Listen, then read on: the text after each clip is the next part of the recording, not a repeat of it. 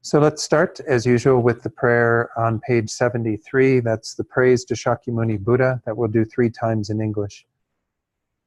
To the founder, the endowed transcendent destroyer, the one gone beyond, the foe destroyer, the completely perfected, fully awakened being, perfect in knowledge and in good conduct, Sugata, knower of the world, supreme guide of human beings to be tamed, teacher of gods and human beings, to you, the completely and fully awakened one, the endowed transcendent destroyer, the glorious conqueror, the subduer from the Shakya clan, I prostrate, make offerings, and go for refuge.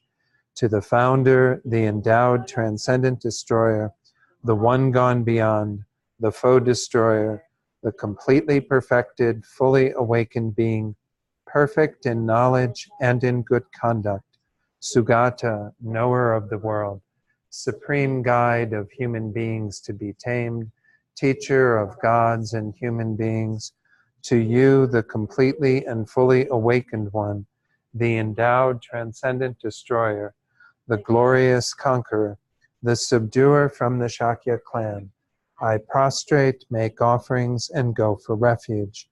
To the founder, the endowed transcendent destroyer, the one gone beyond, the foe destroyer, the completely perfected, fully awakened being, perfect in knowledge and in good conduct, Sugata, knower of the world, supreme guide of human beings to be tamed, teacher of gods and human beings, to you, the completely and fully awakened one, the endowed transcendent destroyer, the glorious conqueror, the subduer from the Shakya clan, I prostrate, make offerings, and go for refuge.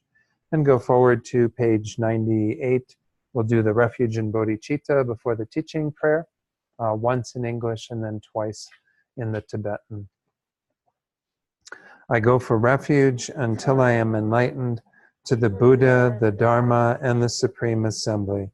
By the merits I create through listening to the Dharma, may I become a Buddha in order to benefit all sentient beings.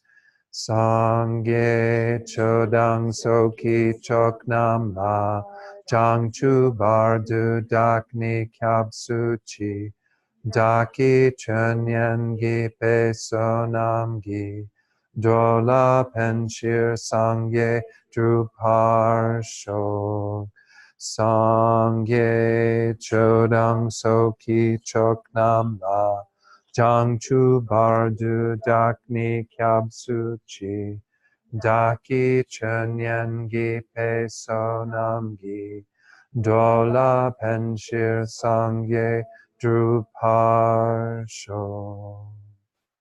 Okay, and let's do a short meditation before we begin the class.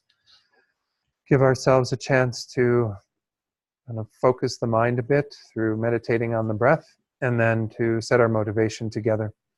So just for the next few minutes, do whatever meditation suits you in terms of focusing on the breath. No doubt all of us have some instruction that we follow around that. And again, with any meditation on the breath where we're stabilizing the mind, the goal is to stay present with that object as best as we can, to not let the mind wander, get distracted, but then to be vigilant and check in occasionally to make sure that we are on the breath, on that object, and when we've lost it, that we actually return to the meditation object. So I'll ring the chime. We'll do this in silence for just a few minutes, and then I will lead you in setting motivation for tonight.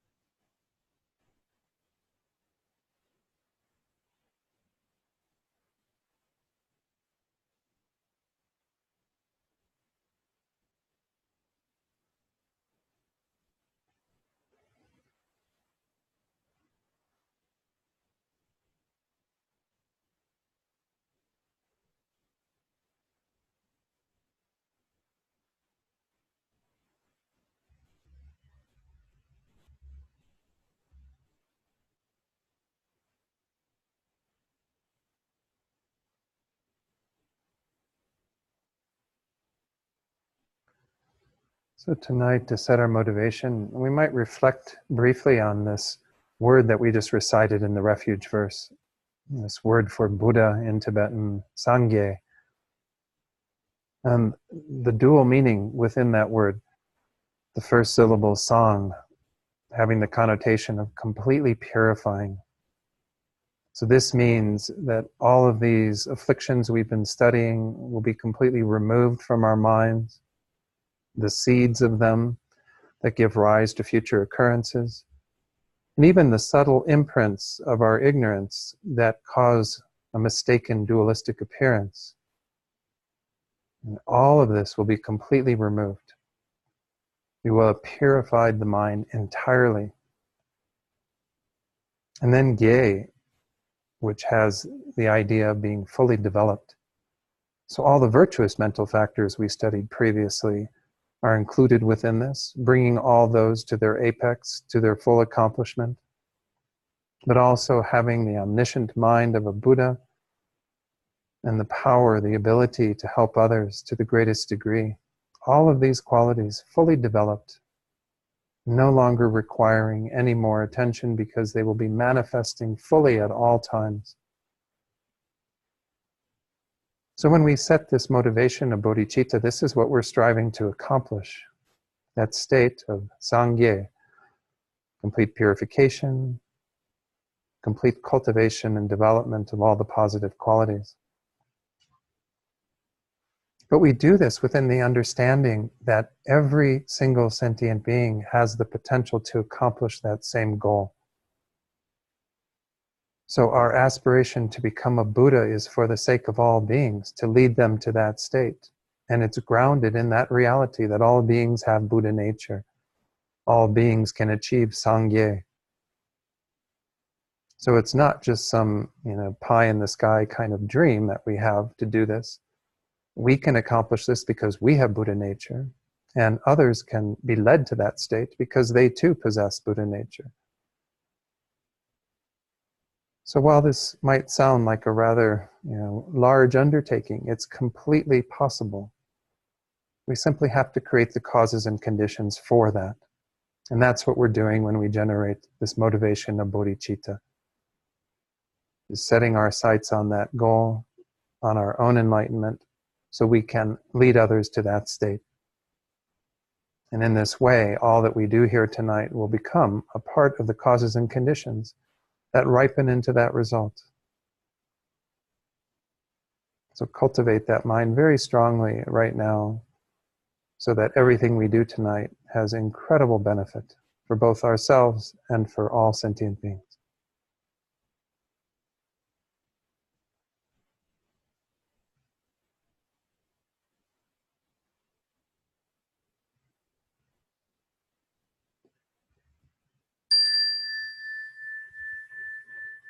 Okay. So welcome back to Minds and Mental Factors. This is class 22 of this series. I'm hoping we can get through the views tonight, the 5 afflicted views, but we'll see. If not, we'll continue with those next week. I want to go ahead and start with sharing on the screen the slides that go into this. Again, now they're being shared on the screen for those at home as well. Again, the 6 root afflictions that we've been looking at in this section, again, recall that we're looking at mental factors, all the various little pieces of the mind that we can dissect, that we can mentally isolate as having some role, and particularly in regard to our Buddhist practice. And of course, we examined, as I mentioned in the motivation earlier, we looked at the virtuous mental factors. Now we're looking at those that we call the afflictions, which once more recall that they aren't by their nature, all of them, non-virtuous. Some of them are. But the ones that we're looking at in particular tonight, the view of the transitory collection is one that gets flavored by whatever virtuous or non-virtuous mental factors are together with it. But nonetheless, it's an affliction. It's a delusion. It's something that is to be eliminated.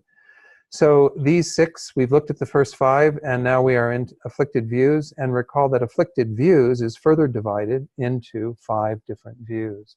Now, we could say that there are infinite afflicted views. There are many, many other views that could be included in this.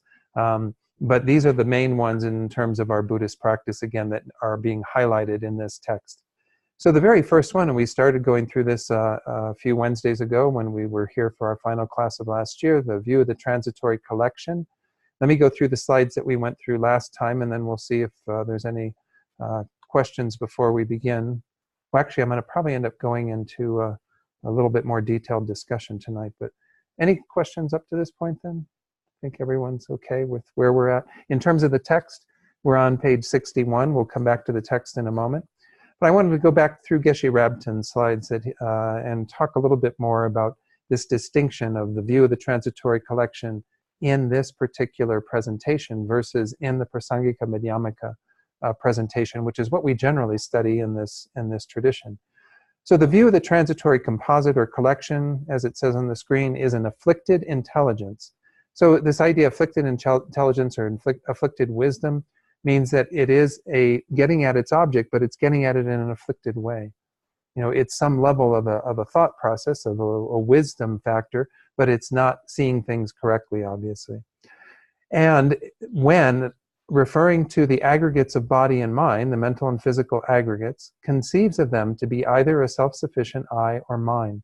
So again, we were talking about how on the basis of aggregates appearing, that there is a conception that there is a self-sufficient, substantially existent I. This is a coarser view of the transitory collection, which is, according to all the schools beneath Prasangika Madhyamaka, other than maybe a few really small schools in the Vaibhashika, they say this is the ignorance that is keeping us bound in samsara, is this view that there is a self-sufficient, substantially existent I that is kind of among these aggregates, kind of hanging out there in the mode of being like a head salesman in a sales department with all the other salespeople there. So we're going to look at this in a little more detail. And the idea of an I or mine, the I is the personal identity of just that I-ness, that thought of I am. But then there is the sense of I as a possessor, and that is the mine part of it. Again, it's not the things that are owned by that person. It's not the books and the computers and all the things, because that would be phenomena. This is a view of a person. So it's a person who is the possessor and the person themselves. And as it says there, it acts as a basis for everything that is unwholesome. So the footnote that was in Geshe Rabtin's book described the idea that again, there is a difference between what all the lower schools would say, which is what I just explained, and what Prasangika Madhyamaka, the consequence middle way school, would say. For this school, this view is defined as a disturbing intelligence or an afflicted intelligence that, referring to the I and mine, conceives of them to inherently exist. So again, the idea here is that there is, let me go ahead and stop the share here on the computer. There is the aggregates, they are the aggregates, the physical, mental components of our being. In Prasangika, they say what we are doing is we are merely labeling that, because in the end, that is how everything exists. Even the aggregates themselves are merely labeled. What we call the body is just a label being put on this collection of stuff that are the parts of the body. It is the basis of designation for the body. So you have the body and the mind, the mental and physical aggregates that are being labeled I, kind of putting this label on it. But of course, this ignorance or this view thinks that there's something inherently there that is the I, that there is something from its own side that exists as the I, that is able to be held up as the I. And so this I that is being merely imputed on there is being held to exist in a fictitious way. So it's not the aggregates themselves that are being held to exist in a fictitious way. That would be a view of the body as inherently existent, or a view of the mind as inherently existent. In Prasangika, they say that the I that is merely designated on the basis of the mind and body is inherently existent, is real in the way that we all naturally, innately think it is. And of course, all the proofs and reasonings that are done in the Prasangika Madhyamaka school are to disprove that reality, or that supposed reality that we are adhering to through this view of the transitory collection. So there is, Bob very kindly did a lot of research over the break and sent me several emails that were going into this whole concept again, that according to all those lower schools then, because they are saying that there's this coarser view of an I that is the mistake, they will hold that there is something inherently there that is the I. That if you go looking for what we mean by a real I or an inherently existent I, you will find it. You will find something that serves as the basis, particularly Most of them are oriented around the idea that there has to be something that goes from life to life and that carries the karma. It is the receptacle for all of our actions, the energy of that ripens into our future existences and so on. Well, in Prasangika Madhyamaka, they say, no problem, it's just, that's the mere I. The illustration of the person is the mere I, and as long as you have a sense of I together with this collection of stuff, some of which does go from life to life, our very subtle consciousness, that thread of consciousness awareness does go from life to life, then we say that there is the complete potential and the ability for all of that karma to continue to carry forward with that thought of mere I, albeit a different I that is thought of in this life than the I that will be there in the next life and the I that will be there in the life after, and so on, as well as going back through countless lifetimes. But nonetheless, just that mere I is enough from Prasangika Madhyamaka's point of view to posit that there is some ability for that continuity to occur. And of course, it's based on the fact that also mind does have continuity. But mind is not the I. Mind is a separate phenomenon from the I. It's the basis, one of the bases of designation for the I. So what I thought would be useful is just to go through, I've got a handout that goes into a lot more detail than what I want to cover tonight, but I want to go through at least the 3 different ways that we generally highlight a refutation of a self of persons.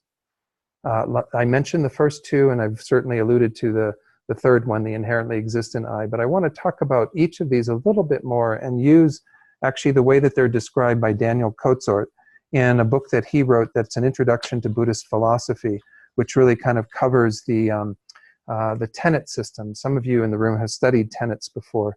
Tenets is this kind of looking back on the Buddha's teachings from the point of view of Indian Buddhism in I don't know what century. They were able to dissect 4 main schools of thinking. I mentioned these previously, the Vaibhashika, the Sautrantika, the Chittamatra, and the Madhyamaka, and kind of discern, based on what they presented and the scriptures they relied upon, what it was that they were refuting, what it was that, what their whole tenet system was about, what their philosophical tenets that they held were about. So we're just going to look primarily at this idea of what is the self of persons that is refuted, that is sort of at the root of the problem, according to these different points of view. So the handout that you have in front of you there, the very top item is the coarsest one. This is, again, the one that would be only held to be the problem by a few sub-schools of the Vaibhashika. Generally, this is an I that is refuted by all of the schools of Buddhism, other than those, I mean, it's definitely refuted by all the schools of Buddhism, but most of them don't hold this to be the subtle problem that we have. They hold it to be a coarser problem that we have. So let me go through this. This is what we call a permanent, unitary, or indivisible, and independent person. Daniel Kotzort says this is the conception that there is a self that is uncaused and does not act as a cause. That's its independence, or its permanent part, is that it's not involved in any process of causation. Again, permanent and impermanent phenomena in Buddhism are not that which lasts forever and that which lasts for a short while. Rather, impermanent means that it changes moment by moment and is caused, and permanent means that it doesn't change moment by moment and is uncaused. So when we talk about it being permanent, we're talking about something that doesn't have any sort of causal components to it. It does, of course, in this case also refer to something that is relatively eternal, but that's not the main point or the main meaning behind permanent in this context.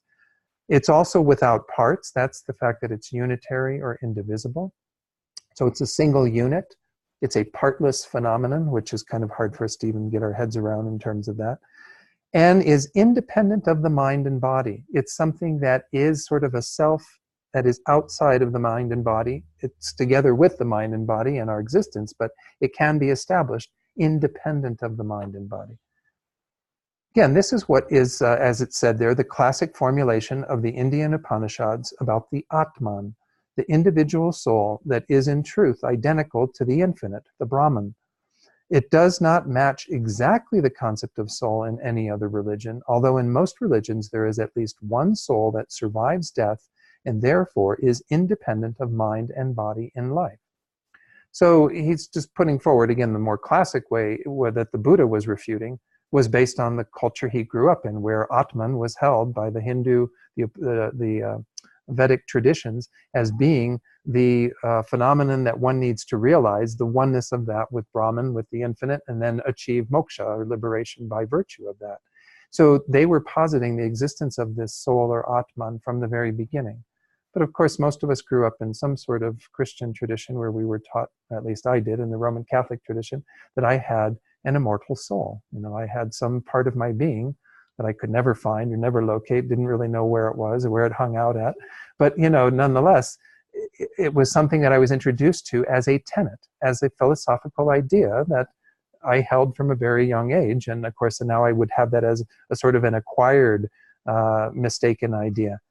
But essentially, this entire idea is, according to Buddhism, only acquired, only intellectually acquired. We don't have this innately. We don't think that there's some sort of Atman or soul that's together with us that is who we really are. This has to be introduced to you. This has to be a thought process that you come to accept on the basis of other philosophical systems. So it says there, although all Buddhists reject this concept, even the Hinayana schools regard it as a coarse conception and think that there is a slightly more subtle level of ignorance. Therefore, overcoming this type of ignorance is not sufficient to win liberation. Prasangikas make the further qualification that this conception is not innate or natural, but is the result of tutoring, as I just said. You have to kind of be indoctrinated into this idea. People don't naturally, innately have this idea, all right? That's the coarsest view of a self, and that one we haven't really talked about in the view of the transitory collection, because that's not what's being discussed here yet. It's the next one, what is called here a self-sufficient person, or sometimes self-sufficient, substantially existent person. He says, this is the conception of a self, or person, that is not only permanent and unitary, but is the boss of the mind and body. That the self is self-sufficient means that it can appear to the mind without depending on other objects. That is, that it can appear to our minds without depending on the mind and body. So the idea here is that it has an ability to be posited as existing there without depending upon the mind and body. Now, Jeffrey Hopkins, and I wanted to share maybe, well, let me read the rest of this, and then we'll go back and share what Jeffrey Hopkins has to say in Emptiness Yoga on this, because I think it helps describe that whole differentiation of it appearing to our minds without depending on the mind and body, kind of what that dependence is about. So Daniel Kotzart in this description says, this conception prevails in our ordinary talk about the self. Do we not speak of my body or my mind as though the I is the owner or master of mind and body, which are like its possessions or subjects? When we reminisce or plan for the future, do we not say when I was 5 or when I am 60, as though, or that should say, as though the I of the child, the adult, and the senior is exactly the same? In our hearts, we feel that there is something irreducibly me here, which is special, unique, and unlike the mind and body, not changing all the time.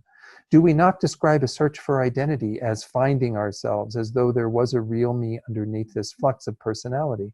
Do we not believe that we have utter free will? In the West, at least, we believe in our individual integrity, that we can do without other people and just be ourselves, a richer, better version of what we are presently.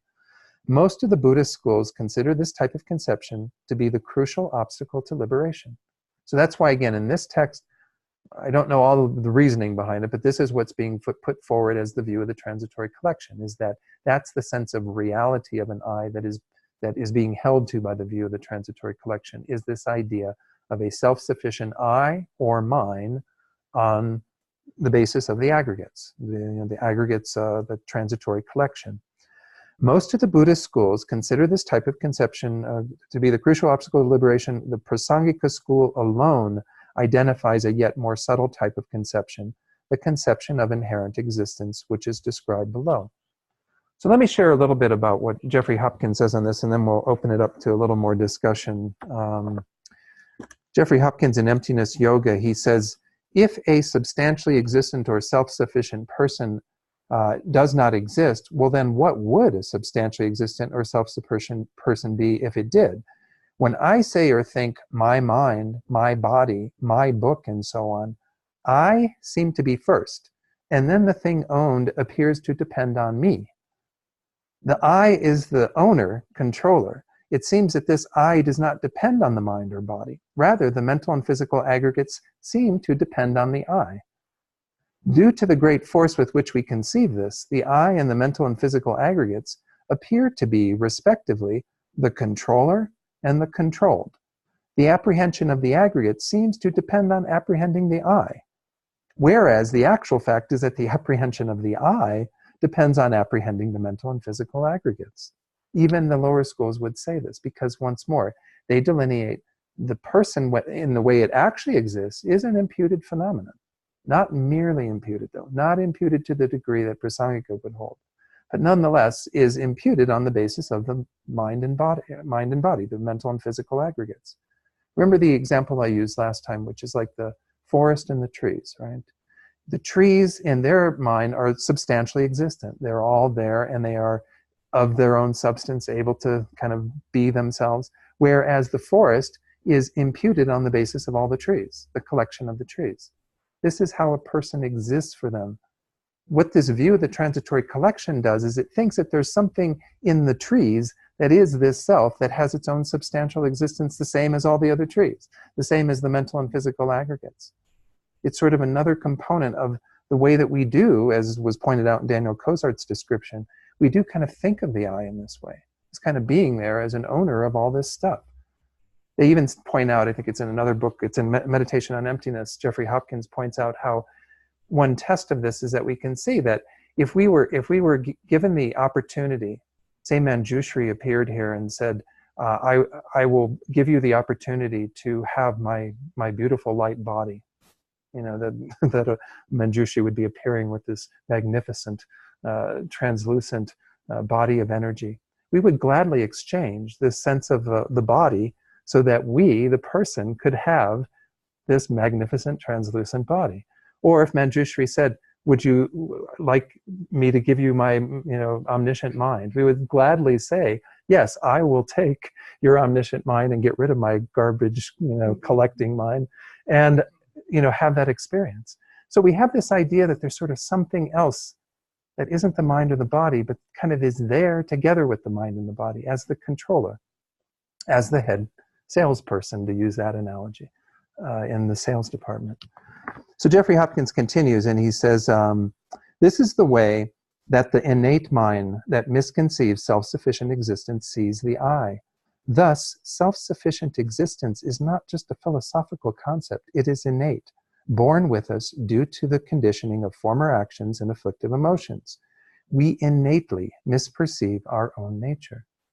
So at the deepest level, this view of the transitory collection that's being described here, this one of it being a self-sufficient person, an I or mine, is innate. It is something that is inborn, that we have carried from lifetime to lifetime. Now, of course, according to Prasangika, we have carried a deeper conception of the I with us as well. Prasangika doesn't have a problem saying that both of those can be there. They're both operative to some degree. But the deeper error is what we'll get to when we get to inherent existence, when we talk about that. I want to read just a little bit more of this because I think it helps to elucidate. Though the I and the aggregates are apprehended as being basically different, the difference is not necessarily that of entity, but rather of what depends on what. As we were talking about earlier, what does the I depend upon the mind and the body, or do the mind and body depend upon the I? That's where the confusion lies, not the fact that you have something different there, that is the I, along with the mind and the body in that sales department, as that collection. It says here, for example, in a store, the salespeople have to do whatever the head salesperson says. He or she orders them about. They do not tell the head salesperson what to do. They have to ask his or her permission. Should I do this? And so on. Within this context, they are dependent on the head salesperson and not he or she on them. Of course, in other ways, the head salesperson has to depend on them to get things sold and so forth, but that's not the point here. The point is that the head salesperson is a salesperson, not completely different in character from the workers in the store, yet is in a position of controlling the other workers. According to Jamyang Shepa, this is the way in which a person appears to be a substantial or self-sufficient entity. Like a boss within a group, the I seems to control mind and body. So this is the sense of the I that we're talking about that is being, it is refuted by, again, all of these schools. other than those few small schools, sub-schools of Vaibhashika, who would say the first one on our list is the problem. All of them say, the other ones say that this adherence to a self-sufficient person is the problem. Now, within that, they say, okay, well, this is a misconception about the I, about the person, in terms of setting it up in that self-sufficient way that is contrary to how it exists. But nonetheless, every one of those schools would say that there is an inherently existent person, or something that can be identified. At least this is the point of view of the tenet systems looking back and trying to infer what all of these various systems held. Because none of them have gone so far as Prasangika to refute inherent existence. None of them have gone that far to say that there is nothing from the side of this collection of stuff that is the I. The I is merely designated, merely imputed on this basis. Mere nominal existence, nothing more than that. So let's look at inherent existence, and then we'll see if there's some questions. That's on the next page. Like I said, I have a whole bunch of stuff on this handout because I've used it before a couple of times, and I even added a few things to it, I think, the last time that I did the revision. But inherent existence is on that second page at the top. It says, the second point down, this conception also applies to all phenomena. So this isn't just true for the person that we're adhering to inherent existence, but we also do this to books and computers and everything around us. This misconception is rampant in terms of our minds. But keep in mind that the view of the transitory collection is only talking about the person. So that is kind of a subset of this mistaken, this ignorance that mistakenly holds to inherent existence. Okay, so it says, like the conception of true existence above, which I'm not going to go through because frankly, I mean, that description of true existence is a little strange. Let's just stick with inherent existence. For Prasangika and Madhyamaka, they make them equivalent anyway, but it says here, we conceive of something we can point to. However, so it's like we think that there is a person and that there's something we can point to. However, we do not conceive of this as being anything from among the aggregates or parts. Rather, the self or thing just seems to be indistinguishable from the aggregates or parts. In other words, it just seems to be inherently there. It seems to set itself up. So when we see a mind and a body, you know, another person's mind and body that's walking down the street, or our own that we're observing, we think that there is innately, intrinsically, inherently something that is that real I. So it says here, the I or the thingness is somehow more important, but not distinguishable from that to which it is intimately related. With another phenomenon, such as a table, the conception is that there is some tableness that pervades the table and is its real identity, without any conception that the table is some specific part, and so on. So we don't think when we see a table, we don't kind of innately think that the table is just the legs or just the top. We think that like the tableness covers the whole thing. It's the same with this collection of stuff. We think that there's a real I here that's like hanging out, that is kind of indistinguishable from this totality that's appearing to us. And of course, we investigate and we don't find that any such I can be located, can be pointed to. That was the beginning part of this, which is referring to up above, where we have a kind of idea of pointable existence.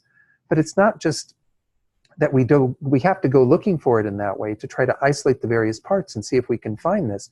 But the sense of the I isn't generally related to any particular one of those parts. It's the general indistinguishable identity that we think is together with this collection of stuff, that we think is a real I.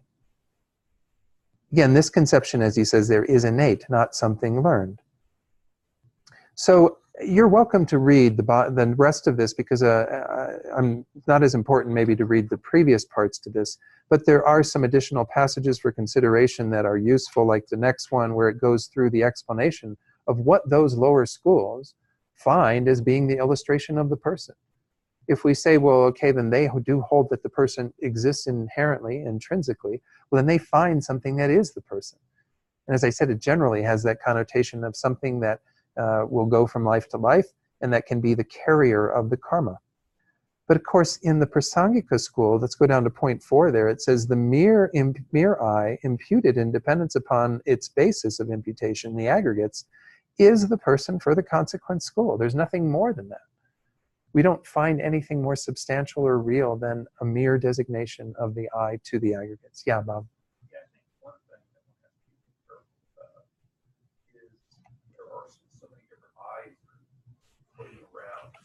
The two eyes here. Yeah. I think, for example, this description, I mean, you have to, I think the first big category you have to divide up is what you're talking about, conventional reality or ultimate reality. Right, right. Because I think most of these things that are talked about here are conventional reality. Saying that, just an ordinary person, how do I explain right. karma propagates person, through all these different lives? How do I explain how, some conventional notion. Right. I think on an ultimate level, then you can talk about what is when you talk about ultimate reality, that's sort of talking about this real. Yeah. And in that aspect, I think all of different schools agree that ultimately there is no person. But I think these other things I might, yeah. I might want to investigate them. Bob was saying that, when we go into this investigation of what's put forward in that middle section of what they isolate as being the person, that there is a connotation of it being that conventional self, the person that can be established, that's going from lifetime to lifetime. And then Bob made the comment that he would put forward that ultimately all the schools would say that there is no person. But I don't think that's so. I think because their ultimate analysis doesn't go to the level that Prasangika goes.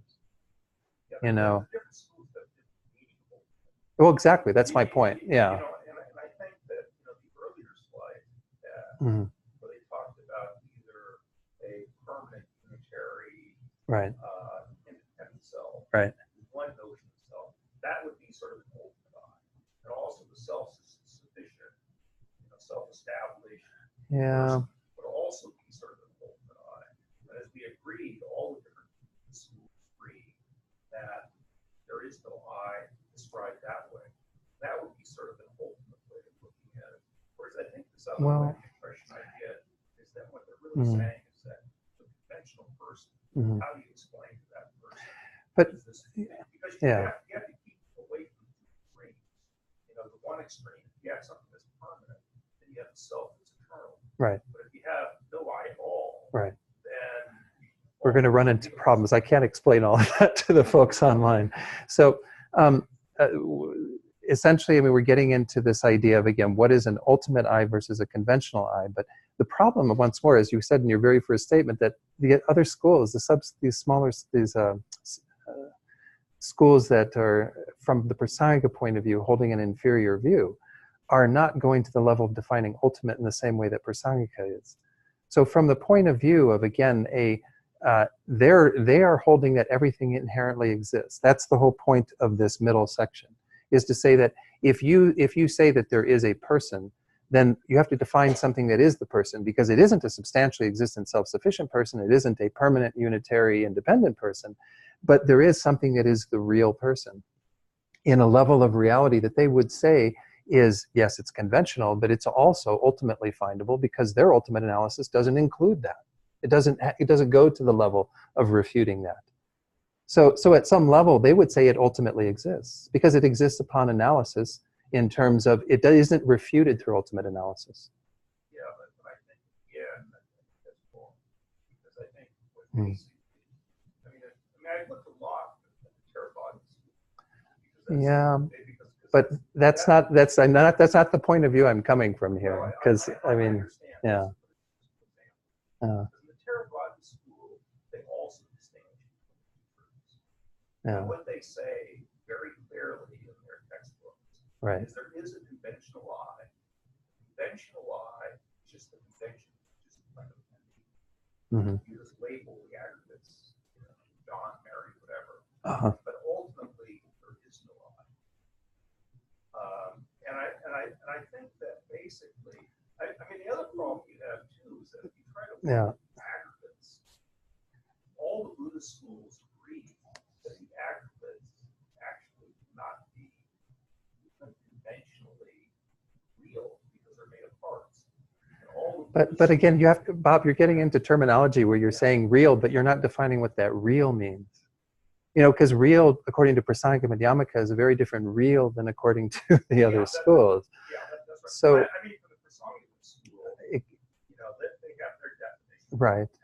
They would clearly say that, again, you have the conventional self, there's this Yeah. a mere name, and that ultimately there is no real I, because the only thing that is real is apparently existent. Nothing is apparent. According to Prasangika, yes, yeah.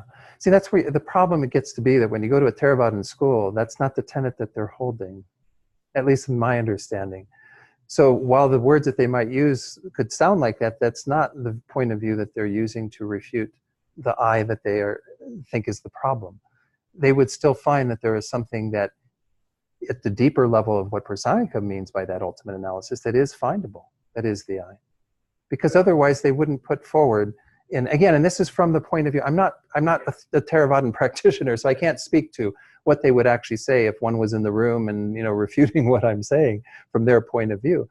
What I'm saying is from the point of view of Prasangika Madhyamaka as it's taught in the tenet system, looking on the other schools and saying that everything that they, when pressed, and again, there is a lot of explanation of this in some of the philosophical discussions of sort of giving the idea that we're only looking from the point of view backwards. We can't actually know what these particular systems held, but we can find on the basis of certain, you know, evidence that they were holding something to be findable as the person, that there was, they were holding on to inherent existence at that level. So in that way, we would say that is a findable person. So from the point of view of what Prasangika is saying is an ultimate analysis, they would say that yes, you can find that ultimately. You can find that the consciousness, the mental consciousness, is the I. You can find that the, you know, aggregates are the I. Yeah, I understand what you're saying. Prasangika, Right. when you talk about apparent, I think everything you said is true. Yeah. But I think, again, if you're sitting here and saying, I'm a Vaibhashika or I'm a Subtrantika, you know, like I'm sitting here, let's say I pretend I'm a Subtrantika. Mm-hmm. Or I'm a Subtrantika, I think that I would say that there is a conventional I that's inherently existent, but that there is no ultimate, I but defined as the subtractive. But exactly, but that gets into their system and their way of looking at ultimate. And I that's not what I was saying, is that all of them would refute it from their own point of view. What I'm saying is that ultimately it's findable in the way that Prasangika is talking about for all of those systems. Okay? I think that's, I'm sorry if I made that, if I confused that. But that's the gist of this middle section, is to say, if you know, these historical schools, if they had representatives in the room, if we were debating them and we said, well, you know, you refute this self-sufficient, substantially existent I, but what do you find that is the real I? That they would say, well, of course, there is a real I, and it's this. And that's how it's presented in the tenet systems. Again, whether it's correct or not, I can't speak to, because it's obviously something that has been done after the fact, after centuries of different thinking based on different sutras that the Buddha laid out. So again, I think we'd have to go to, because even how ultimate and conventional is defined in different, you know, tenet systems is different in terms of what's an ultimate truth, what's a conventional truth, and so on. So person sometimes isn't even playing the role in there when it gets down to that level. So we have to look at it purely from the point of view of, if we were to, you know, impose that type of a structure on these practitioners, that they would find something that is the person, that they would find something that can be established as the real person, in spite of denying the self-sufficient, substantially existent I, or person. Does that sound like something we can get behind? One of the books I did read, one of that actually basically said that none of this is historical. Sure. That essentially, I mean, as I understand it, various kind of systems have some quasi-historical aspects, but other things that they could find in historical texts. So that's what they thought would be. Yeah. So again, the historical part of it, that can we really find things that nobody set down? This is what we believe the person to be. The only time that they did cite somebody who was doing that, according to what I've read, is Bhavaviveka, who makes a claim that, again, we can find the mental consciousness to be the person, and doesn't, I mean, it's written right in one of his texts, so it's obvious that there is some within the Svatantrika Madhyamaka, which is said to be the next highest just before Prasangika Madhyamaka, that they're still holding there to be something that they can find that is the I. So again, the whole point of this discussion, I'm sorry if we've gotten a little sidetracked, but was to really delineate the idea that there are three different selves of persons, if you will, at least. There are more that we could talk about probably, but these are the three main ones that we focus on in terms of our analysis. The coarsest one being this permanent, unitary, independent I that all the Buddhist schools refute, that they don't have any problem with refuting, and that according to Prasangika Madhyamaka has to be acquired. Then we have the self-sufficient, substantially existent self, which is what this view of the transitory collection is in this presentation. Of course, understanding that there is a subtler view of the transitory collection that is when the mere I is observed, that is imputed on the basis of the aggregates, and it is held to be inherently existent. It is held to be real at the level that is the subtlest view that can be, you know, in terms of our adherence to that is what is playing a role in our suffering. It is what is giving rise to our continual cycling from life to life. All of the delusions are arising on the basis of that, whereas all the lower schools would say it's only that view of a self-sufficient, substantially existent person. So, yeah. There's just one final point. Is that basically all of the different groups, for example, that a person's consciousness or mental continuum is constantly changing. So anytime you identify a self with your mental consciousness or your mental continuum, it is not something that's permanent. Right, right. Right. So in order for these definitions to work, right, you would have to identify something as a self right, that's constantly changing. Right.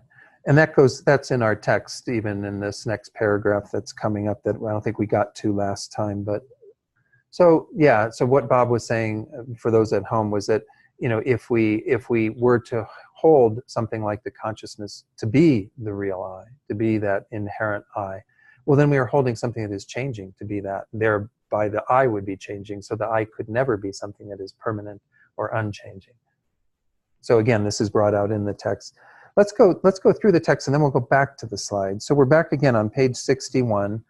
Again, you're welcome to read the rest of this. I had put this together for a discussion within the tenets and the Heart Sutra class, but you know, it's obviously there's a lot more information there than what I want to go through tonight, but I thought it would be useful to at least have some discussion on this because it's really important to have this delineation and even to meditate on this.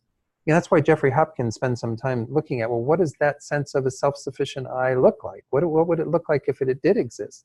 But this is something we do have innately. And so it's there, it's operative in our everyday life. It's just not the deeper error that we're making.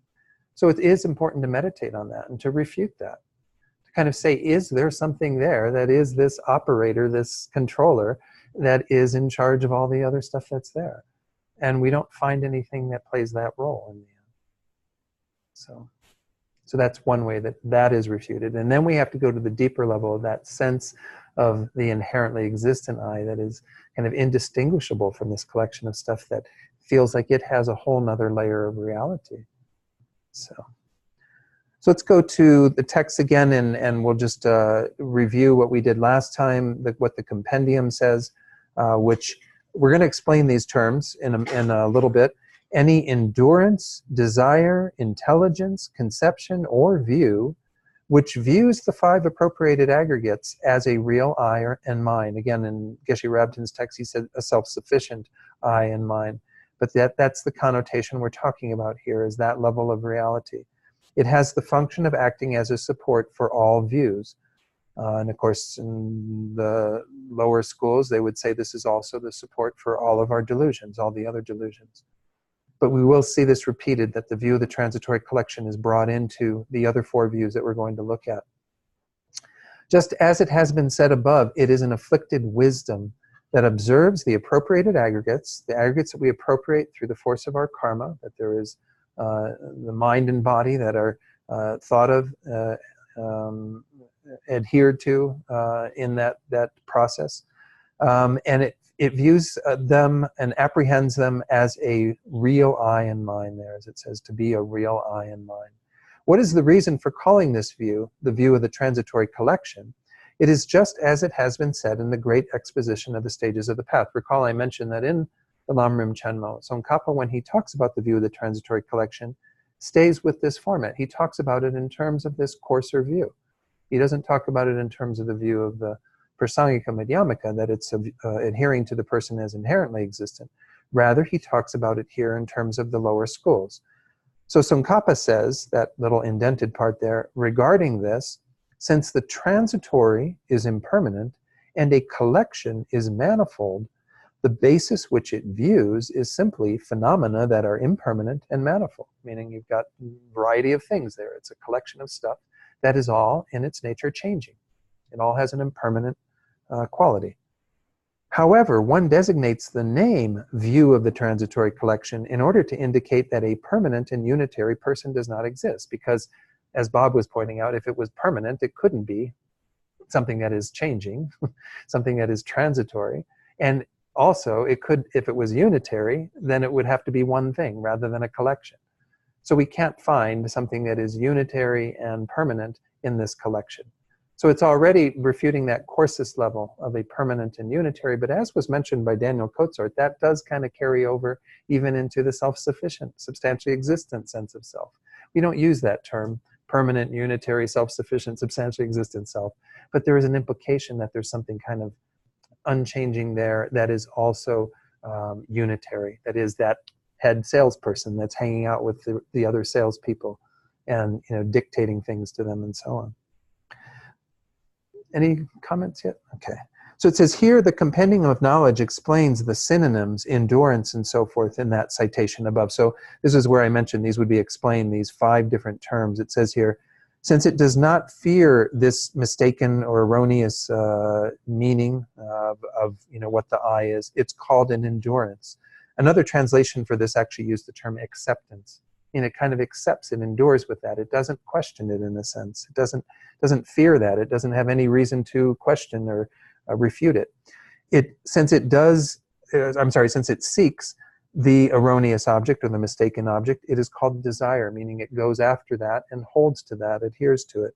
Since it thoroughly discriminates that object, it is called an intelligence or a wisdom. I've talked about this earlier, how it's sort of differentiating the qualities of things, which is what the mental factor of wisdom does. But it's doing it in an erroneous way. Since it strongly adheres to that object, it is called a conception meaning something that is holding to a particular view of that. And then, of course, the view itself. It observes that object, therefore it's called a view.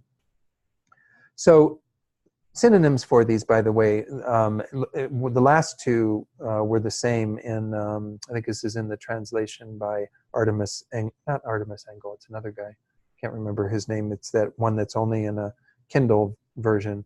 But the first 3, the word acceptance I mentioned earlier is another name for this endurance. Inclination is another word for desire, just so you have some different shades of meaning.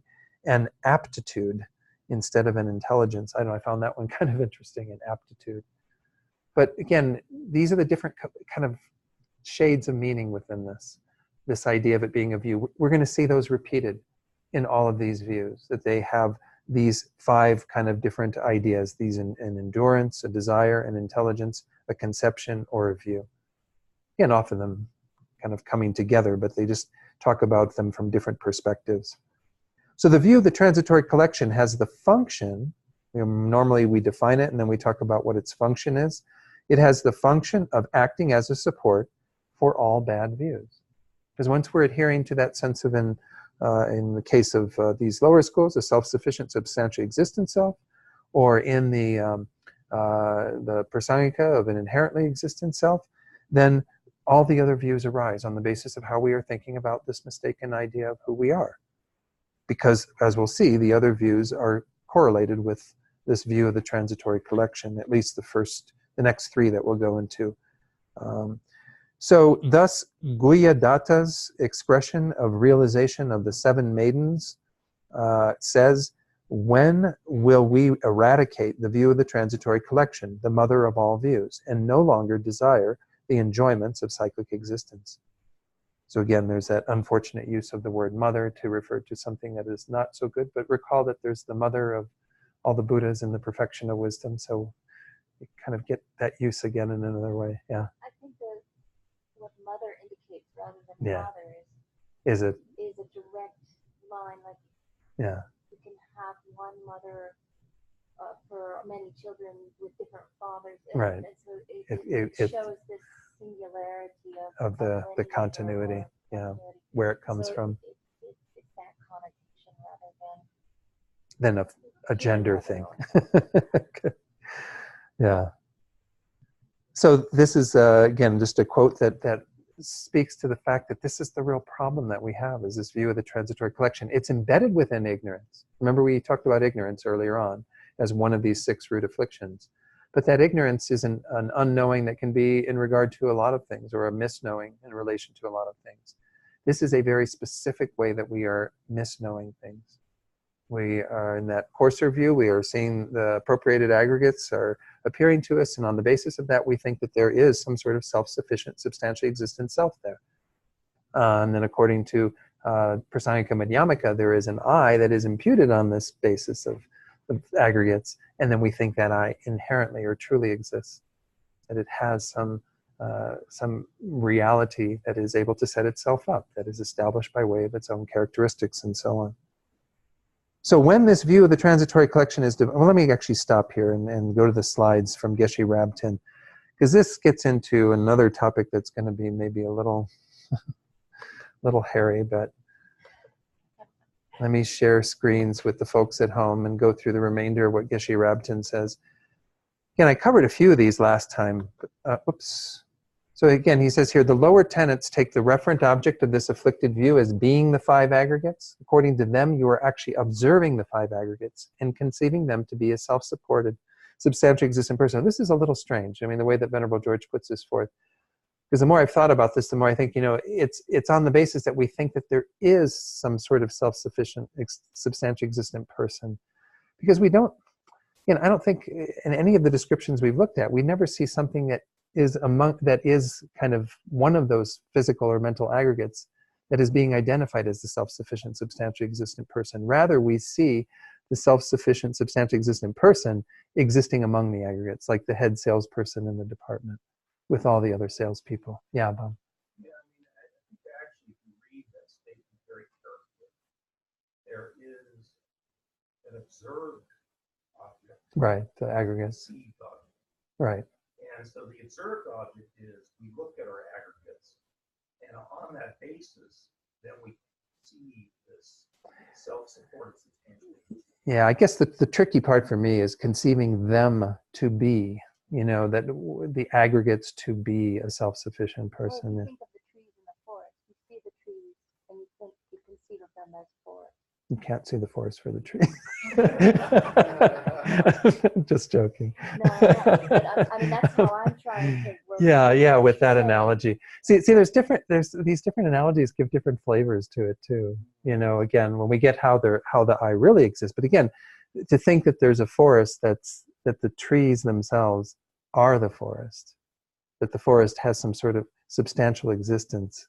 I don't know, it's a tricky one. Yeah, Bob. Yes, see, when I take that word conceiving, Mm-hmm. to me, I read that differently than you read it. Mm-hmm. Because the way that you're reading it, is you're reading it as these aggregates actually are the I. Mm-hmm. Whereas the way I read it is that the conceiving is really taking these aggregates as a basis. Right. For the I, which is different. And that's how I understand it to be, but not how I read that sentence. That's correct. Yeah. So again, Bob was just pointing out, in his reading of it, that the aggregates are the basis for this view of a self-sufficient, substantially existent person on that basis. I guess as long as that's our understanding of it, again, it's always hard to say when these were transcribed from Venerable George's oral commentary, and it's hard to say whether they were even the exact words that he said, or he may have gone on to refine his view. This is continuation of that, where he says, according to the Prasangika, that's not the case. Subtly, what's happening is that you are observing the conventionally existent person, observing your own I, observing the sense of a self, which conventionally exists, but conceiving that self to be truly existent or inherently existent, which once more is, by everything he's talked about here in terms of person, self, whatever, is the mere I, the mere self that is imputed on the basis of the aggregates. And we think that is truly existent, inherently existent. Again, for Prasangika, they make all those synonyms: substantially existent, truly existent, inherently existent, intrinsically existent, existing from its own side, and so on. There's like, I don't know, 20-some hypothetical synonyms for this. So the Prasangicas would say that it does not view the 5 appropriated aggregates. It views the conventional I or mine imputed on the 5 appropriated aggregates as a real or truly existent I and mine. Then going back to Geshe Rabten, he says, this mistaken view is so called, being called the view of the transitory collection, because it has as its object the transitory collection of body, feelings, discernments or discriminations, formative elements or compositional factors, we call them, and primary consciousnesses. In the confusion of ignorance, it then misconceives a self-existent person to exist independently of these elements. See, that's where this is a bit more refined way of talking about it than what Venerable George was using in my mind, because it's really the idea that there is some sort of self-existent, self-sufficient person that's sort of independent, that doesn't depend upon those aggregates that's there. It's not conceiving of the aggregates as being that, it's rather that there is a self-sufficient person that is there. But again, this analogy that Rachel's pointed out about the forest and the trees does make it sound closer to that. But alternatively, it considers them to be either the substance of a self-existent person or the objects belonging to such a self-existent person. Again, this is the idea of the I and the mine. But the objects belonging to such a self-existent person is a tricky thing. Again, you can't take it as being the actual objects, because then it no longer is involved with the person. The person as the owner, the person as the possessor, is the idea of the mine, M-I-N-E. It is regarded as a form of intelligence, but because it is a distorted discrimination, it has a fundamentally disturbing and unwholesome character. It is due to this false conception that all ordinary beings are endowed with the sense of a self-sufficient, independent I. It is thus present in all forms of conditioned existence. In animals, it is merely an instinctive sense of identity, whereas in humans, it is frequently cultivated and justified intellectually. There are intellectually acquired versions of this as well. We kind of reify it through our own talking and thinking and philosophizing, in addition to the innate form that we have from life to life. And I think this is the last slide that we may have shared last time. To obtain liberation from samsara, this is the key mental factor to be recognized and overcome. I mean, that's why I did want to spend more time on it, simply because this is the most important view to understand as the source of all of our problems. Such a process, though, is not easy, Geshe Rabten says. It requires much analysis into the nature of the way in which we distortedly conceive ourselves to exist. First, we have to clearly recognize that false self that we have so strongly assumed to exist. Only then can we constructively proceed to penetrate its non-reality and reduce the instinctive obsession of clinging to it as something real. And again, that's whether you're talking about any of those 3 levels that we discussed. I mean, if you are, through your own tenets and systems that you've been introduced to in this life, still thinking that there is some sort of permanent, unitary, independent self, then that has to be refuted in a similar way. You're coming to identify what that false sense of self is, and then, negate it. Find a way to establish its non-existence. All of these, this is why, again, we all call these all selflessness. It's the idea that a form of a self that is mistakenly held to exist is not there at all. Again, in the term emptiness, that's used generally by the higher schools, but it's the same concept, that we are refuting something that we generally hold to exist. What time is it? I haven't even been looking at the time. We're okay. There are 2 types of this view: the apprehension of a self-sufficient I, and the apprehension of something being self-sufficiently mine. And I've explained it before, but again, this is the idea of the possessor. So what Tsongkhapa delineates very clearly in Madhyamaka Vatara is that because anything that is a view of the transitory collection is a view of a self of persons that is erroneous, it therefore has to be related to a person.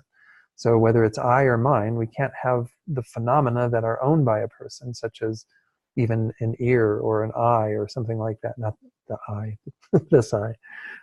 So again, this is the idea behind mine, is that it is the person in the role of possessor in relation to the phenomena that are possessed by that sense of I. Because the innate, okay, now let's go stop the share here. You can read it, it's going to be on the screen here, but let's go back to the text. Any questions up to this point then? I have Yeah, a or- question I want to ask, but I think it's better at the end. Okay, Rachel, we'll make sure we come back to you. Okay, so at the very bottom of page 61, we get introduced to this division of the view of the transitory collection into 20 types. These, as we're going to see when we look at that slide from Jeffrey Hopkins, all of these are actually acquired and not innate. And that's because, again, when we talk about this way that this conception is operative at an innate level, it's not holding any one of the particular aggregates to be this sense of a self. Even the innate one of the inherently existent I isn't doing that. All of those would be merely acquired too, meaning that we have to have something that introduces us to that idea, thinking that that is what the self-sufficient person is, or the inherently existent person is. So these are in 5 sets of 4, and we're just going to go through these briefly and then go back to the slides to see what Jeffrey Hopkins says about these. First, the view of forms. Form is, of course, the first of the 5 aggregates as a self. The view of the self as possessing forms, the view of forms as mine, and the view of the self as abiding in forms. And I don't want to get into huge, analysis of all of these, but they're just different ways of relating to that particular aggregate and the sense of a self-sufficient self that we would have in relation to those, or an inherently existent self. Because these can be posited for inherent existence as well, for that subtler view of the transitory collection. So then it goes similarly due to the divisions into 4 each with respect to the remaining aggregates: feelings, discriminations, compositional factors, consciousness. We would have a total of 20. Now sometimes they even add another 5 to these to make 25, because these are all where there is something that is the same as that self. But we can also say there is something that is different than any of those 5 aggregates. And that would be another set, but we're just going to stick with the 20 for now. So again, these are very similarly laid out. So in the second set, we have view of feelings as a self, view of the self as possessing feelings, view of feelings as mine, and view of the self as abiding in feelings. It's the same for discrimination, compositional factors, which again includes all of the other mental factors, and consciousness. Consciousness being the primary consciousness in which all of the mental factors are operating. So these 20 are a division, but they're a bit of a nominal division because they're not technically the view of the transitory collection, because they are an acquired form of it. Whereas what we're mostly discussing here is the innate form that we do carry from life to life, that is at the root of our problems. So they would be included in a wider discussion of what we mean by this view. But the essential view that we're talking about is the one that is at the root of our suffering from life to life, whereas these are acquired within a lifetime, but are not innate. We don't carry those over from life to life. We don't hold those particular views without being introduced to them. So let me go to that, and then we'll see if there's questions on the basis of that. Whoops, I've got to do the screen share back on.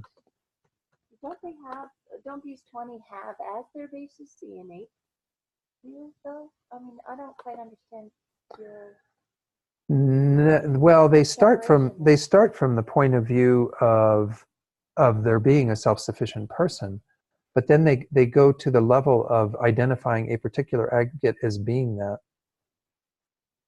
or as being related in that way. The view of forms as a self.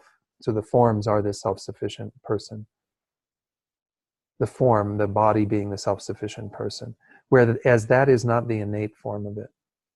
The innate form of it views the appropriated aggregates, form, feeling, discrimination, and so on, and holds there to be a self-sufficient, substantially existent self among them, in a way. I mean, the way that we were talking about.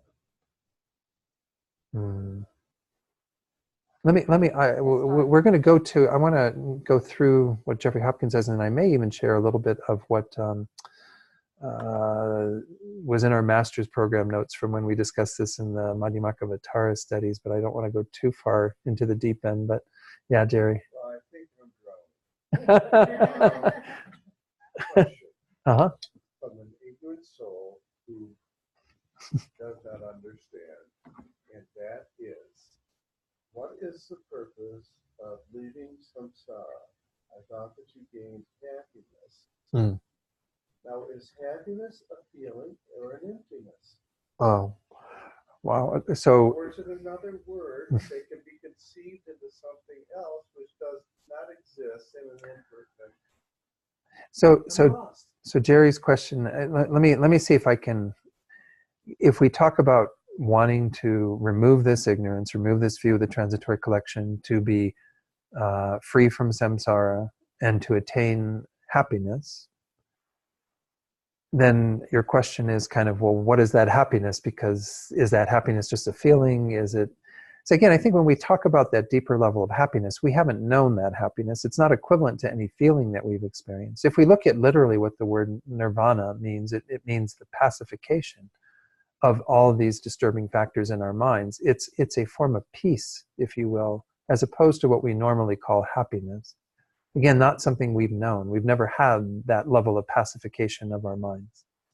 So when we talk about that peace, and this is at the level of the just achieving mere nirvana, not going on to Buddhahood. And they say Buddhahood is a state of unparalleled bliss, so you've got kind of maybe another component there that I can't, even begin to think about what that must be like. But nonetheless, there is a sort of freedom that happens when we're no longer under the control of these factors, when we're no longer in that wheel of samsara, that is being under the control of our karma and delusions, where we experience the kind of the absence of all of that is its own form of peace, that is transcending all of that. So what we're talking about in achieving a more lasting, eternal, transcendent happiness, or even the bliss of Buddhahood, we're not talking about something that is conditioned in those ways. It's something that is there perpetually and there without any need for further causes and conditions to induce that. So a Buddha's mind is blissed out beyond belief and never changing from that. It's not like the Buddha has a bad day, wakes up on the wrong side of the bed and, says, oh, I'm not really getting that bliss today. Need to do something about that. Rather the Buddha's blissed out all the time, And from that place of that blissed out mind that is imbued with all this amazing compassion for all sentient beings is just benefiting them spontaneously, effortlessly. It's totally hard to imagine. Yeah, we're talking about something that goes so far beyond our ordinary experience that it's just using words, and what that must be like, I transcends any conception really at some level.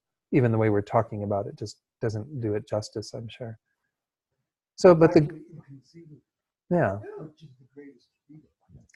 So that's where once you start, yeah. And Tony's pointing out how it's inconceivable. And one of the problems is that, of course, Gelugpa, this tradition, we're really good, and all these great scholars, Lama Tsongkhapa included, really wanted to define all of these things so clearly and know exactly what even a Buddha's mind is like and give all this definition to it. But obviously, we get beyond words and concepts at that point. It's not something that can be reduced to that. So.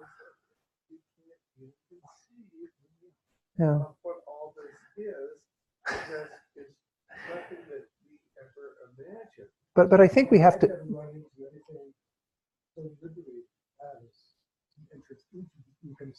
Yeah. So, but I think if this is it, is that we can experience things that are mirrors of that or shades of that give us some inkling of what the potential is for that. Lama Yeshe used to call it tasting the chocolate. We need to do some things that really help it. Stephen has chocolate there. Maybe a slightly different chocolate. But there are, especially in the tantric tradition, some things that can help you to kind of get to that place of starting to see the potential that we have for unbelievable bliss beyond what we've normally experienced. But even in the sutra tradition of looking at the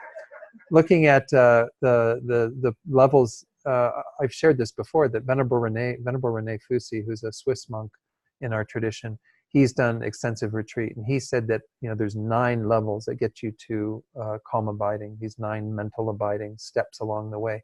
He said even when you get to the 4th one, you're experiencing feelings of well-being that you've never known, that far surpass anything you've experienced. it's kind of mind-blowing. Why we're not doing this, is beyond us, right? Well, what's the problem? Why aren't we signing up for that? Because we're eating chocolate.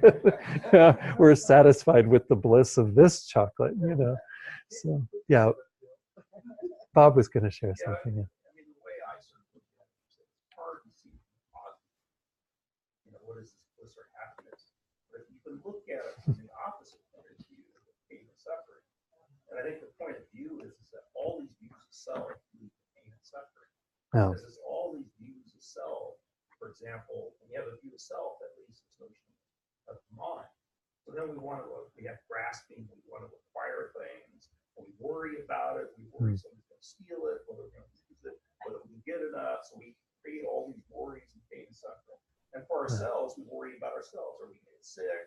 Are we going to live forever? Or aren't we going to live together? Is this a good day, a bad day? Right. So in a certain sense, hanging on to this transitory collection is sort of almost at the root of all of our suffering. And if you could let go of it, then you can just sort of relax. So Bob was just pointing out that again the comparison is the suffering that we are experiencing that is driven by this point of view, these views of the transitory collection, and the problems and difficulties and so on that we experience that will be absent when all of this is cleared up, when we've gotten rid of that in our minds and what have you. So it's not to we can't know what's on the other side of it, but we know what it's like on this side. It's pretty evident that this isn't such a hot place to be. Yeah, Claudia. Well, I just read recently in the book, he's talking about, he's just saying that it's not, you don't take this path to attain something. Yeah. We have this idea we're going to reach something, Yeah. we're going to reach an end point. Yeah. He said it's really taking, and it's kind of like what you're saying, it's like taking away, that's what Buddhism is really all about. It's just stripping away the things that really that obstruct us, that make us unhappy, that cause all that craziness. Yeah. Claudia was just pointing to something she read recently from some Tibetan teacher. Who? He's in a Nyingma tradition. Who was the teacher? It's the one I talked about. Oh, right. Yeah. Anyway, he was saying that, we have this idea that what we're doing is trying to attain something or get something that isn't there already, but the idea is more that we're removing things that are there so we can experience what is naturally here. And that's the idea of Buddha nature to a large degree, is that it's like the purity that's at the basis of all of it that's just clouded right now. And when we remove all the sediments, the impurities, whatever, then we experience that natural purity and clarity. I guess, I hear it that way, but at the same time, it doesn't mean that we don't do anything to improve the qualities. When I was talking in the motivation today about Sangye, Sang meaning completely purifying all this stuff, but there's another element which we do have to put some concerted effort into, and we even saw this when we studied the Uttara Tantra on Buddha nature, is that it doesn't mean that all those things are naturally there, that we remove all the garbage and we naturally have infinite compassion for all beings. Means that infinite compassion can be developed within and it's totally supported by the compassion that is at the root of all of that is in part of our Buddha nature. So it's not to say that we only have one half of the job to do, remove all the stuff and this will all manifest. It's more that there are both things that need to be attended to. At least this is the Gelugpa view. I don't know. I don't want to muddy the waters too much. Maybe that was too much of a pun, but yes, Tony. What about doing experiments from time to time? Like every now and then, just going to directly look at Buddhism. Yeah. And not all of these complex commentaries and all of these categories and all these categories and all of this artificial processing. So now that's coming from the word artificial processing. I mean, just something so one chapter of the guidance can be read in less than a half an hour. I'll just do chapter 31. Well, we're going to have a problem because the people can't hear it on the online. Yeah. Oh. So. Okay. Yeah. So Tony was just pointing out how, maybe be of some use to go back to the Buddha's teachings and not spend as much time looking at, or be as focused on all of the commentaries and commentaries on commentaries and the decades of things. I guess there's kind of both sides to it. I was talking on Sunday in the class on Tsongkhapa about how if we go back to the Buddha's teachings frequently, there's a terseness and it's difficult to fathom the full meaning. Well, it's direct, but I think it's also somewhat, if we were just reading it without all the knowledge that we had, like if I try to imagine what it was like if I would have just picked up Buddhist sutras 25 years ago when I didn't know anything about it, I don't know that I would get much out of it. It almost has more resonance and meaning because of all the things that we've studied. You see what I'm saying? And so I think that all the commentaries and the elucidation, to some degree, are not just useful, but they're also maybe a product of the degeneration that has happened since the time of the Buddha to where we are now. And the fact that we do need so much more of an explanation. We do need greater and greater commentaries on the things that at the time of the Buddha, there probably were many people just sitting there under, in some little on Vulture's Peak, getting all these words and instantly achieving realizations because their minds were like that close, Yeah. Sure. Yeah. Yeah. So chapter 31 of the Diamond Sutra. Yeah. Yeah. Chapter 31 of the Diamond Sutra, you were saying? Okay. Because Yeah. before 32, which is the last chapter. Oh, okay. All right. Yeah, we can pick another one. Pick any number between 1 and 32. Let's go with it. Yeah. Yes, Bob. Yeah, I think if you read the original Pali Sutra, it was very clear that there were young monks at the time who, after Buddha would give a teaching, they would say, I don't have a clue what he's saying. And they would go to the other monks and ask them, can you explain what the Buddha just said to me? And I think that's how all this philosophy ultimately developed, because there were always younger monks saying, I just don't understand. Can you give me more words? Yeah. More? And I think that's, so I think all of these teachings developed out of a genuine desire to sort of clarify and to make things that are very complex. Well, That yeah. people just don't get them. However, So- what I am saying is that, yes, let's become complex, but not without direct teaching Right. from the teacher himself. Well, I agree, but That's all I'm saying. I think many people would read chapter 31 of the Diamond Sutra and say, I don't have a clue what he's saying. And there are people. Yeah. Yeah, and that's So- why the commentary. So let me just fill in the folks online. So I'm just saying, again, Bob was just bringing up the point that we there are in the Pali Sutras, there are many times where young monks will ask at the end, well, what did the Buddha say? I didn't really get that, or whatever. And so there's obviously those with deeper obscurations. And as I was pointing out, I think that over time, because of the degeneration of the afflictions, we've generated less and less clear understanding that can be. And if you look at the time of the Buddha, there was great philosophical debate going on in all these other traditions that preceded the Buddha's presence. And it continued for centuries, until eventually, Nalanda Monastery was there till about 1200 or something, and then died away because Buddhism exited India. It was no longer a living tradition in India. So, we're dealing with that reality that things have gotten more obscured to us. And so I agree with you, Tony. At times it's useful to bring in the sutras. And in many of the commentaries, they do bring in the sutras, without a doubt. I mean, we were going through Abhisamaya Lamkara, the Ornament for Clear Realizations in the Master's Program, and even when we did some of that here, they'll go back to the sutras to point out where they got these from the Perfection of Wisdom Sutras. But that whole explanation is of the hidden meaning of the Perfection of Wisdom Sutras and all of the whole Bodhisattva path that is laid out and all of that.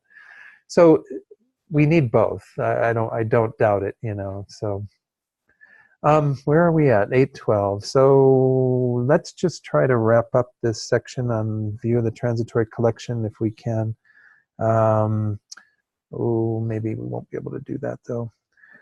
Let's go back to the text and at least finish the text, and then I can see whether it's necessary to share more. Well, yes, Jerry. You're not going to give us a quiz after. No, there's no. No quizzes. Actually, I think a better use of just the few minutes that we have are to clear up this one little bit, and then we can go back. We can go back and sort of finish things off next time.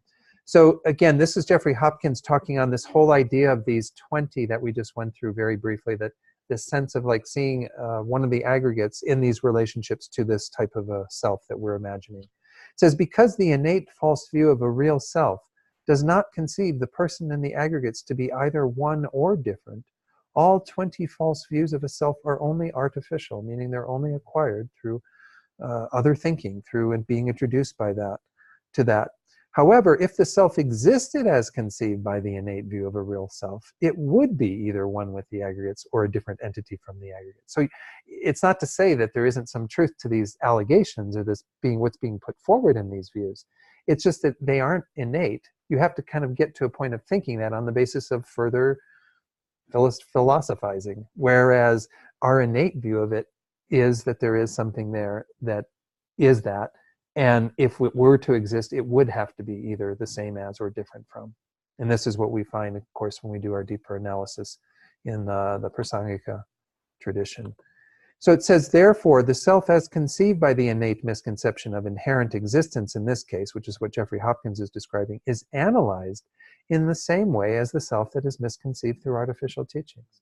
So it's not to say that you do a whole different analysis. You look at it the same way, because the reality is if it were to exist, it's either the same as or different from. There's only two possibilities. You're either going to find it to be something that is identical to that self, or you're going to find something that is totally different from it. There's no other, possibility. That's the end of my slides on this. Let me stop the sharing, and let's go back to the text and just really quickly go through at least this little bit that because I don't think I want to say much more about these, so I'm just going to read them.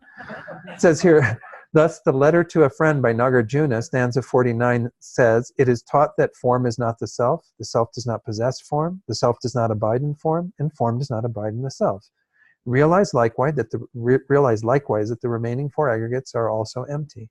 Furthermore, Master Chandrakirti, in the supplement to the Middle Way, the text I referred to earlier, form is not the self does not possess form, the self is not in form, and form also is not in the self.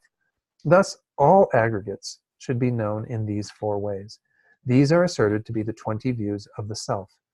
The Vajra realizing selflessness destroys the mountain of views. These are said to be kind of like the mountains of views that arise from the ground of this view of the transitory collection. They are acquired on the basis of that. These high peaks in the huge mountain range of the view of the transitory collection are destroyed together with the self. They're destroyed technically when one achieves one's initial direct realization into emptiness, according to Prasangika. All the acquired views are eliminated immediately, all of our acquired afflictions. These 20 views of the transitory collection, it says, are said to be subsumed into the two, once more, the conceptions of I and the conception of mine. If you wish to understand their identities in detail, you should know them from the root text and self-commentary of the Compendium of Knowledge, a Sanga's text that we've been referring to frequently, as well as Tsongkhapa's Illumination of the Thought. This is the commentary on the supplement to the Middle Way. So maybe we can move on, having at least read those. Again, I don't have perfect knowledge of this material, so I apologize for any confusion in terms of the presentation, but the takeaway is, from the Prasangika point of view, which is the final view according to the Gelugpa analysis of things, the view of the transitory collection is our adherence to the I that is really only imputed on the basis of these aggregates, to have a level of reality that is not there, to have inherent existence, intrinsic existence, existing by way of its own characteristics, existing substantially, existing, again, which is anything more than nominal existence, anything more than mere imputation. So anything that's added on top of that is refuted by virtue of the analysis that looks into the emptiness of this self of persons. The view of the transitory collection is the root of our suffering. It's what causes us to adhere to a sense of self, create the karma on the basis of that propels us into our next existence, and as long as we have that ignorance, we will continue to cycle from life to life.